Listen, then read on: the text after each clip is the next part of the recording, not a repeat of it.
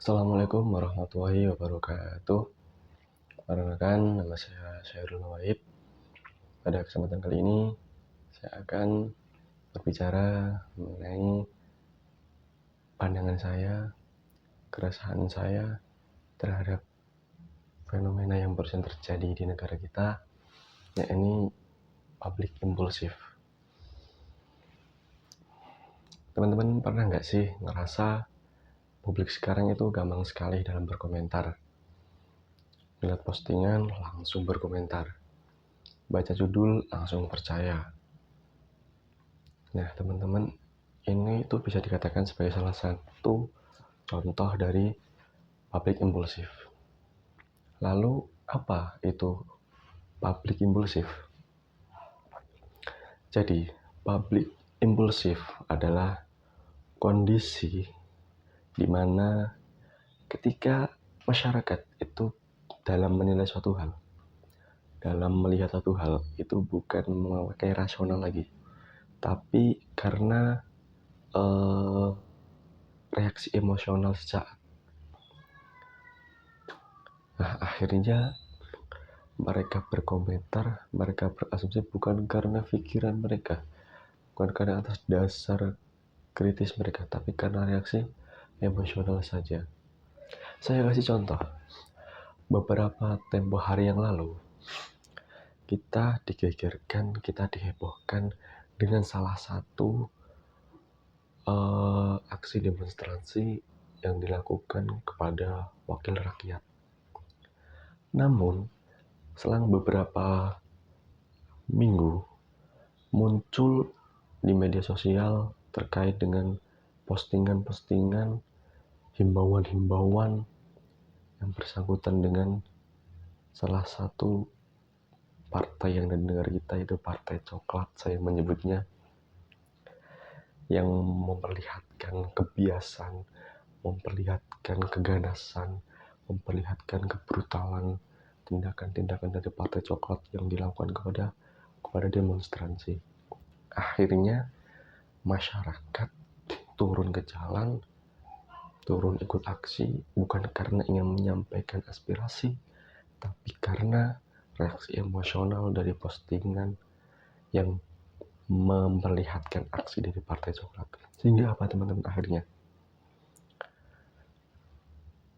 yang kita awalnya datang dengan membawa niat baik untuk revolusi, untuk menyuarakan aspirasi kita terhadap wakil rakyat kita, terhadap aksi-aksi, tindakan-tindakan dari wakil rakyat atau kebijakan-kebijakan pemerintah terhadap wakil rakyat.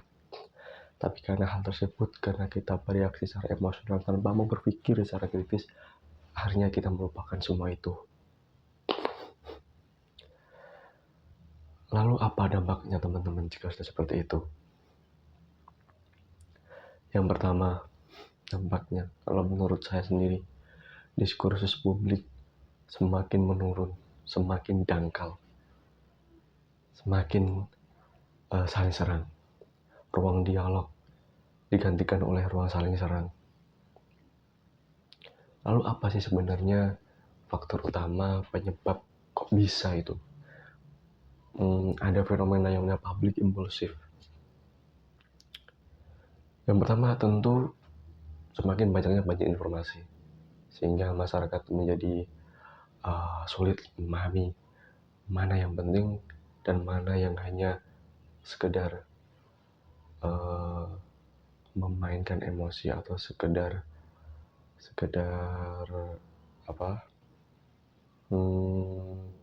mengalihkan isu.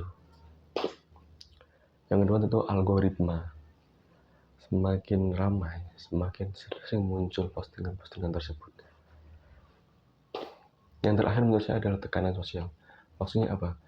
Mereka ikut mengepost, mereka ikut mengomentari, mereka ikut berasumsi bukan karena mereka paham. Bisa jadi karena mereka ingin dikatakan supaya mereka itu update informasi. Padahal, teman-teman, kalau sampean mau membaca, mau melihat lagi ke belakang, mau mengurutkan peristiwa-peristiwa dari mulai demonstrasi yang pada wakil rakyat, Partai Coklat, terus terkait dengan TNI. Sebenarnya teman-teman, itu semua dibalik itu semua itu kayak kalian nanti cari tahu sendiri ya. Sebenarnya sekedar pengalian isu aja. Kalau menurut saya, padahal dalam Al-Quran itu sudah dijelaskan. Dalam Quran surat Al-Hujurat ayat 6. Saya bacakan ayatnya. Ya ayyuhalladzina amanu in ja'akum fasiqun binaba'in fatabayyanu an tusibu qauman bijahalatin fatusbihu ala ma fa'altum nadimin. Dalam Al-Quran surat Al-Hujurat ini, Allah ingin mengatakan, Allah ingin menjelaskan kepada kita bahwasanya pentingnya dalam kehati-hatian dalam menerima informasi maupun menyebarkan informasi. Dikatakan juga dalam Al-Quran surat Al-Isra ayat 36, yang mana bunyinya yang lebih seperti ini. Wala taqfu ma laisa laka bihi ilmun ila akhirih. Yang mana di situ dijelaskan, di situ ditegaskan bahwasanya kita tidak boleh mengikuti.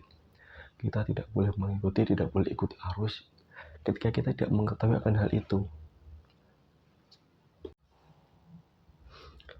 Dikatakan juga dalam Al-Quran surat Al-Anbiya ayat 37 yang berbunyi khalikal insana min ajalin, yang di situ bahwa mengatakan bahwa sifat tabiat asli manusia adalah tergesa-gesa.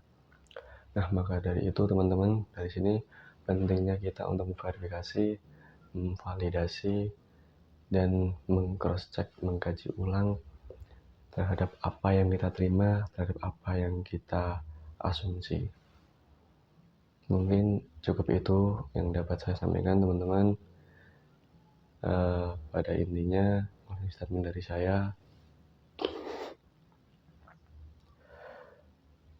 pernah mendengar suatu kata-kata dari seorang tokoh filsuf barusan tadi pagi.